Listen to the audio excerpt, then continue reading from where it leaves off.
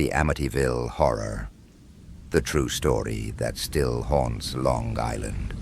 There's a quiet little town on Long Island, New York. The kind of place where houses stand shoulder to shoulder and the air smells of salt and pine. On the surface it looks peaceful, but down Ocean Avenue, there's a house that locals still refuse to look at when they drive by.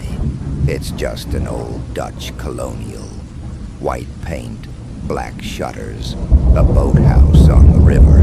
But everyone in Amityville knows what happened inside, and everyone knows that after the murders, something else stayed there. The night of November 13th, 1974. It started with a family named DeFeo. Ronald DeFeo Sr., his wife Louise, and their 5 children lived there, in what was then the picture of middle-class success.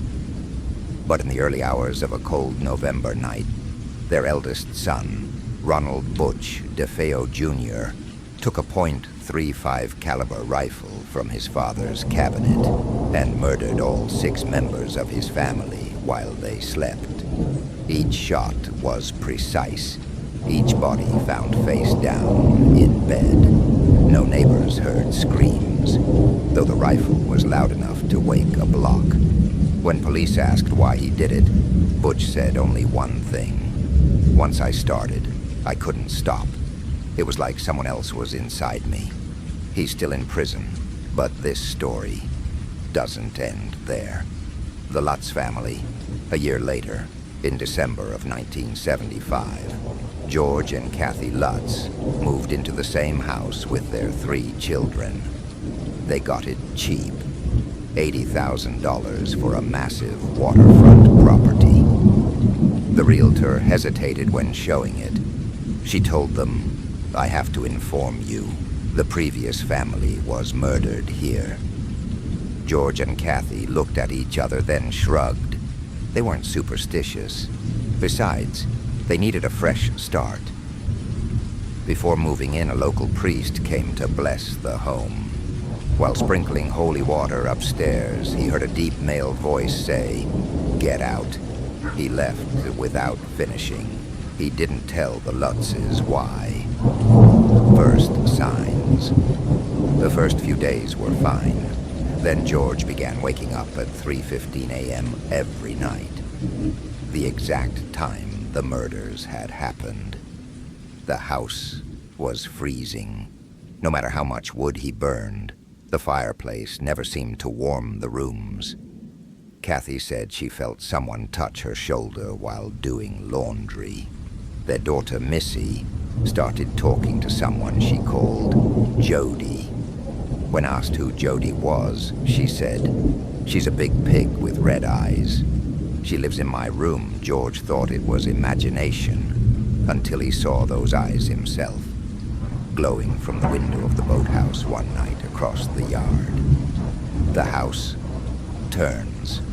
The walls began to ooze with thick, dark slime. Doors slammed on their own. A crucifix in the living room slowly rotated upside down. George became obsessed with chopping wood, spending hours in the cold, swinging an axe, muttering to himself. He stopped shaving, stopped going to work. Neighbors said he looked pale, haunted. One night, Kathy dreamed the details of the DeFeo murders. She could describe the position of each body, something never told to the public. When she woke, her face and chest were covered in red welts, as if clawed. The Red Room. While exploring the basement, George found a hidden door, small, behind a bookshelf. Inside was a windowless space painted blood red. The dog refused to enter, growling violently at something unseen. A family friend said it felt evil, like the walls were breathing.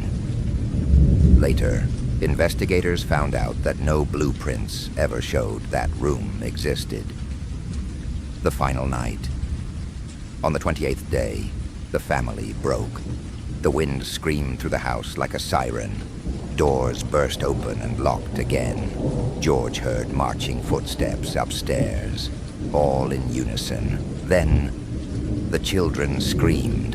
When he reached them, their beds were shaking violently. The little girl was levitating. Kathy screamed, "It wants us to stay." That was enough. They fled barefoot into the snow, leaving everything behind. Clothes, photos, even food still on the table. They never went back. Aftermath. When police returned the next morning, everything was silent, but the furniture was untouched. The walls clean, no slime, no smell, no signs of violence. Investigators spent days there, taking readings, photographs, and samples. They reported strange cold spots, magnetic field spikes, and voices caught on tape. Whispers saying, "It's still here." Later, paranormal experts Ed and Lorraine Warren, the same investigators behind the Conjuring cases, visited the home. Lorraine said she sensed a demonic presence so powerful it nearly knocked her to the floor. The camera crew captured one photograph of a small boy with glowing eyes peeking out from the dark staircase. No one has ever explained it. The legacy. The Lutz family moved across the country, claiming the haunting followed them for years. Skeptics say it was all fake, a publicity stunt. But George and Kathy never profited. They refused interviews for decades, and neighbors still say they see lights in the windows late at night, though the house has new owners and a new address number. Locals won't walk near it after dark. Even construction workers report tools vanishing, doors locking on their own, footsteps above them when no one's home. It's been nearly 50 years since that winter. The murders were real. The house still stands. And no one, not a single owner, has stayed there more than a few years. Whether you believe in demons or not, there's something deeply wrong with that house on Ocean Avenue.